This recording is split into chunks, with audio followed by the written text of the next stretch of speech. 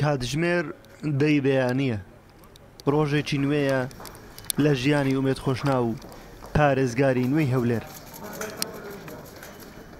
پارێزگار لەگەڵ وەزیری ناوخۆ دێتە نێوبینایی پارێزگای هەولێر و دەست بەکار دەبێت. ئەو دەڵێت درێژە پێدەری کارنامەکەی پارێزگاری کۆچکردوو دەبم. لە هەمان کاتدا پلان و بەرنامەی خۆشی وەک پارێزگاری هەولێر ئاشکرا دەکات. دەمەوێت پێش هەموو شتێک دڵنیاییش بە خەڵکی پارێزگای هەولێر بدەین بە ناو شار و دەرەوەی شار و تەواوی قەزا ناحیەکان. ئێمە لە ئەمڕۆدا ئەرچێکمان کەوتە سەرشان کە لەلایەن جەنابی سەرۆکۆڕ دەستنیشان کراوین و کاندید کراوین لەلایەن حزبەکەمان بۆ خزمەتکردنی سنووری پارێزگای هەولێر. محور و کاری ئەساسی لەلای ئێمە خزمەتکردنی جەماوەرە لەگەڵ ئەو دۆخەی کە ئێستا خەڵکی کوردستان هەمووی دەزانی کە ئێمە لە چ دۆخێکداین. کارنامەکەی حکوومەتەکەمان کارنامەیەشی گشتگیرە و جەنابی سەرۆکی حکوومەتیش هەمیشە تاکیدی لەسەرەوە کردوتەوە لە هەموو سنوورەکان دەبێ خزمەتی باشتر پێشکەش بە هاوڵاتیانی کوردستان بکرێەوە. لە نێویشیدا هەولێر وەکو پایتەختی سیاسی و پایتەختی بەیەکەوە ژیان و هەروە وەکو پایتەختی هەرێمی کوردستان خصوصیەتی خۆی لەبەرچاو بگیرێتن.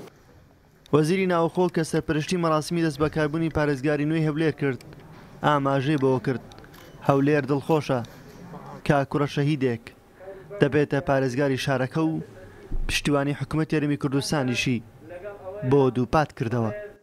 جارێکی تریش کوڕە پێشمەرگەیەک کوڕە شەهیدێک کوڕێک لە ناو خەڵک و لە ناو جەماوەری هەولێر دەستنیشان کراوە بۆ ئەوەی ببێتە پارێزگاری هەولێر و درێژە پێدەری ئەو بەرنامەی حکوومەت کە لە چوارچێوەی چاکسازی و خزمەتگوزاری دەست بەکار دەبێت.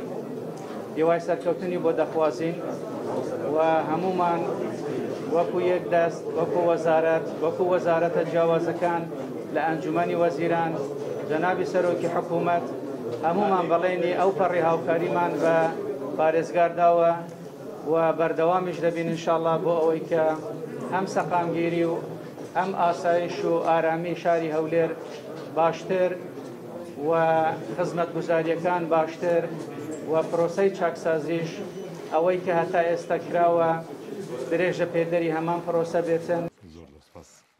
ئومێد خۆشنا و لە هەشتی ئەم مانگە لەلایەن ئەنجومەنی پارێزگای هەولێرە وەک 42وەمین پارێزگاری هەولێر هەڵبژێردرا. ڕۆژی 18 مانگەش لەلایەن سەرۆکی هەرێمی کوردستانەوە فەرمانی هەرێمی بۆ دەرکرا. ئیتر وەک پارێزگاری فەرمی هەولێر دەست بە جێبەجێکردنی کارنامەکەی دەکات. نەورۆس عەبدوڵڵا، کوردستان 24 هەولێر.